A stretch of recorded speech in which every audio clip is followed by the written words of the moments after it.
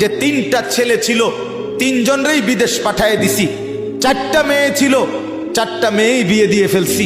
একটা বিল্ডিং করছি, শহরে জায়গা কিনছি, ব্যাংকে টাকা জমাইছি, ব্যবহারের একটা গাড়ি আছে। খালাস, দুনিয়ায় আসার উদ্দেশ্য কামিয়াব, দুনিয়ায় টার্গেট ফিল আপ, আর কোনো কাজ না। যে জন্য আসছে উদ্দেশ্য হাসিল হয়ে গেছে, এটাই দুনিয়ায় আসার উদ্দেশ্য, ঠিক না? কথা বলেন না কেন? তিন ছেলে বিদেশ পাঠানো, চার মেয়ে বিয়ে দেওয়া, একটা বাড়িতে বিল্ডিং করা, অত্যাধুনিক টাইলস ব্যবহার করা।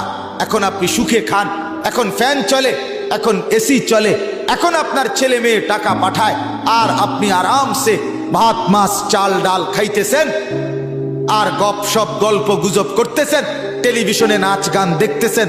খালাস জিন্দিগি না? আহ, হায় মুসলমান, এই তো তৃপ্তি। বুড়ো মানুষের চা দোকানের আড্ডা দেখলে, বয়স্ক মানুষের চা দোকানের আড্ডা দেখলে বুঝাই যায় উনি তৃপ্ত, ওনার মূলত কোনো টেনশন নেই, কোনো টেনশন নেই।